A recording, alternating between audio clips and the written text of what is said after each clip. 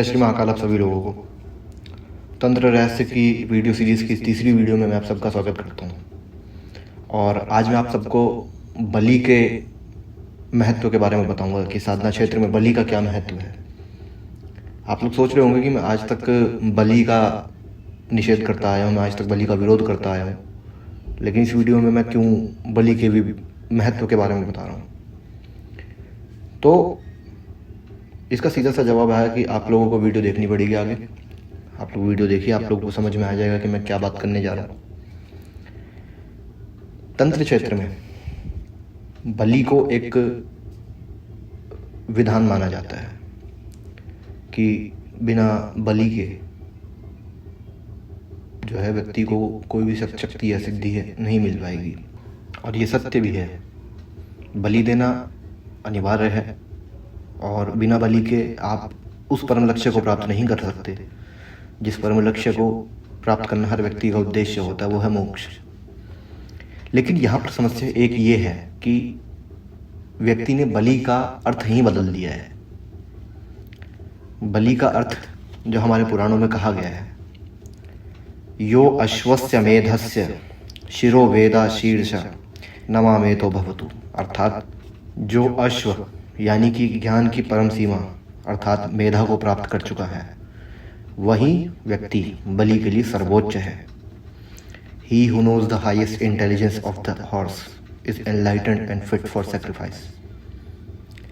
यही इसका मतलब है कि बलि हमेशा उसकी दी जानी चाहिए जो ज्ञान की परम सीमा को प्राप्त कर चुका हो, यानी कि जिसकी चेतना इतनी उन्नत हो कि वो अपने शरीर में रह ही ना पाए। इसीलिए यही कारण है कि कोई भी संत या महात्मा जब आत्मज्ञान प्राप्त करते थे तो वो स्वयं को विलीन कर देते थे, चाहे वो संजीवन समाधि लेकर के विलीन करें, चाहे वो अपने आप को निर्वाण दे दें। और दूसरी चीज़ ये है कि इस बलि को आज के समय में व्यक्ति ने केवल और केवल शक्ति प्रदर्शन का माध्यम बनाया है। और शक्ति प्रदर्शन भी व्यक्ति कैसे करता है? लोग कहते हैं कि बकरे की बलि दे दो, मुर्गे की बलि दे दो। हम बकरे की बलि देते हैं, मुर्गे की बलि देते हैं। वास्तविकता ये है कि आप ना बकरे की बलि दे रहे हो ना मुर्गे की बलि दे रहे हो, आप अपने से कमज़ोर की बलि दे रहे हो। मैं बलि के ऊपर में बहुत सारी वीडियोस पहले भी बना चुका हूँ। उन सारी वीडियोस का लिंक आपको इस वीडियो के डिस्क्रिप्शन बॉक्स में मिल जाएगा। उसमें मैंने बातें की हुई हैं कि किसकी बलि दी जानी चाहिए, किसकी बलि नहीं दी जानी चाहिए, और क्या है बलि का वास्तविक मतलब, देवता क्यों बलि मांगते हैं आपसे। मैंने बहुत सारी बातें करी हैं, तो आप लोग वो वीडियोस देखिएगा, आप लोगों को बहुत कुछ जानने को मिलेगा। इस वीडियो में मैं आपको बताऊँगा उस बात के बारे में जो बातें मैंने पहले कभी करी नहीं है। जैसे कि मैंने बोला कि बलि हमेशा उसकी दी जाती है जिसका ज्ञान जागृत हो, जिसकी चेतना जागृत हो, ठीक है। बलि उसकी दी जाती है जो स्वेच्छा से अपने आप को बलिदान कर दे, जो स्वेच्छा से अपने आप को दान कर दे। बलि हमारा इतिहास उठा करके देख लीजिए, इतिहास में मुर्गे काटने वालों को, बकरे काटने वालों का स्थान नहीं है, इतिहास में बलिदान देने वालों का स्थान है। चाहे वो बलिदान फिर कर्ण का हो जिसने अपने कवच कुंडल दान कर दिए थे भगवान इंद्र को, फिर चाहे वो भीष्म पितामह हो जिन्होंने अपना पूरा जीवन दान कर दिया था अपने वचन के लिए, और फिर चाहे वो गजासुर हो जिसने अपनी इच्छा से अपना सर भगवान शिव के पुत्र के सर पे जोड़ने के लिए दान कर दिया था। बलि हमेशा दान के रूप में ही स्वीकार की जाती है। आज के समय में लोग क्या करते हैं मैं आपको बताता हूँ। मैंने पिछली एक वीडियो बनाई थी, मैंने उसके अंदर में मैंने यही बात की थी कि बलि हमेशा स्वेच्छा से दी जाती है। तो उसके अंदर एक बंदे ने कमेंट किया था कि जब बकरे को लाया जाता है काटने के लिए और जब वो अपनी गर्दन हिलाता है, नीचे की तरफ अपनी गर्दन करता है, मतलब उसके सामने क्या करते हैं लोग कि घास डाल देते हैं। अब बकरा जब अपना वो घास खाने के लिए गर्दन नीचे करेगा तो वो लोग बोलते हैं कि अब इसने अपनी स्वीकृति दे दी, अभी इसको दान काट दो। ये कहाँ से आती है दिमाग में ये एक खुराफातें यार?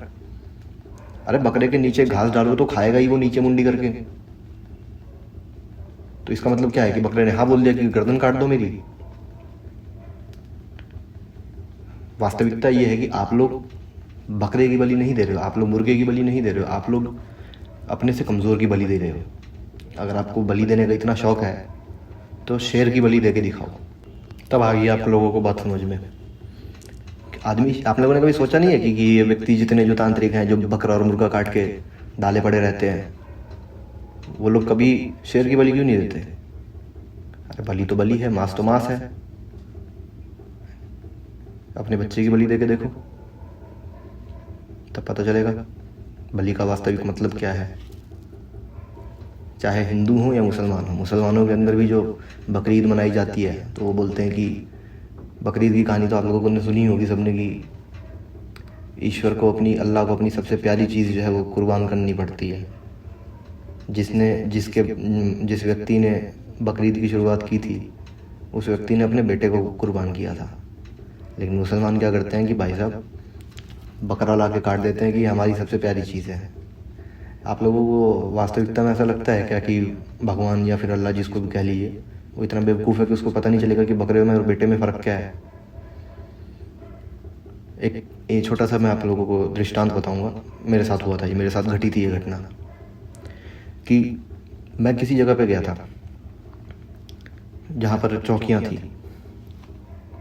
चौकियाँ मतलब कि एक व्यक्ति था जो दरबार लगाता था वहाँ पर अपना, यही दिल्ली में ही है, शास्त्री नगर में, और बहुत बढ़िया बंदा है, मतलब जानने वाला बंदा है मेरा, बहुत अच्छे से जानता हूँ उनको।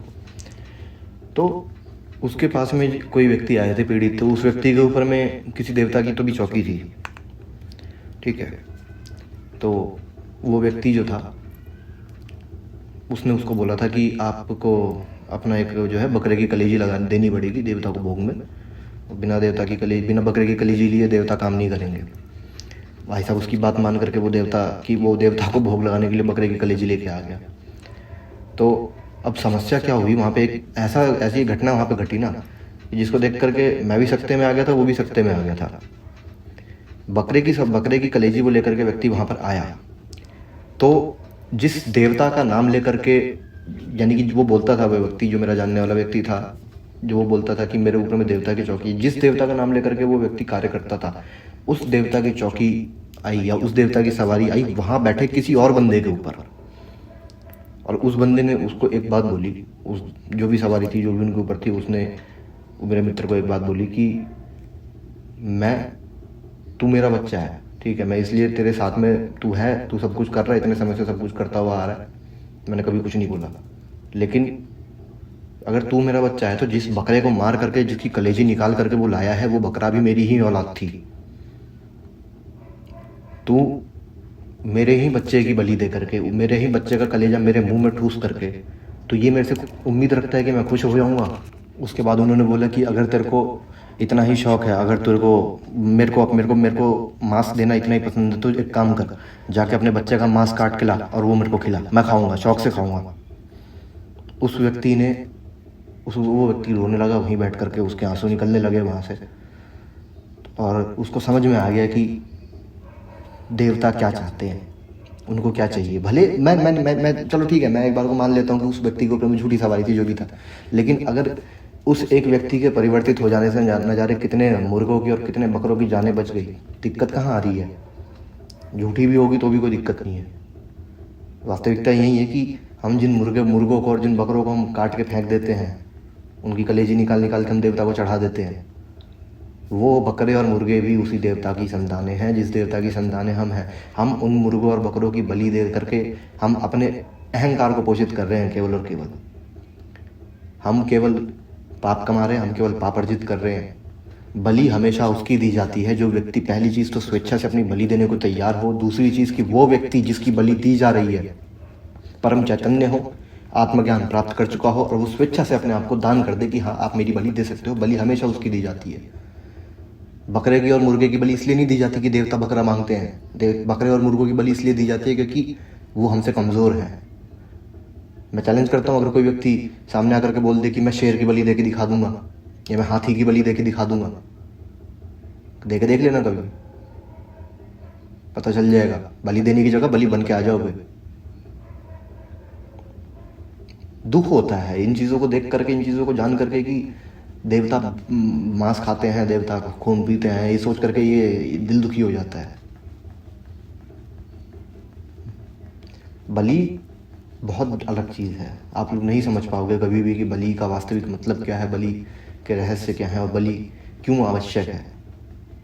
लोग व्यक्ति सोचता है कि मैंने मुर्गा काट के दे दिया तो अब मेरा काम हो जाएगा, अब देवता सिद्ध हो जाएंगे। कहाँ काम हो रहे हैं। आप एक परेशानी दूर करवाने किसी तांत्रिक के पास जाते हो, 4 परेशानियां साथ में लेकर के आ जाते हो, आपको पता भी नहीं चलता। बलि दे रहे हैं, बलि दे रहे हैं, ऐसे नहीं होती है बलि। बलि देने के कायदे कानून होते हैं, खास तौर के तब जब आप तंत्र में बलि देते जाते हो। जब कि मैंने बोला, यो अश्वस्य मेधस्य शिरोवेदा शीर्ष नमामे तो भवती। जो ज्ञान यानी कि अश्व की परम सीमा यानी मेधा को पार कर चुका है, वहीं बलि के लिए सर्वोच्च है। तो मेरे को नहीं समझ में आता कि इतनी सी बात समझने में आपको कितना दिमाग चलाना पड़ेगा कि आप देवता के ही संतानों को काट करके देवता को ही प्रसन्न करने की कोशिश कर रहे हो, और आप सोच भी रहे हो कि देवता प्रसन्न हो रहा है।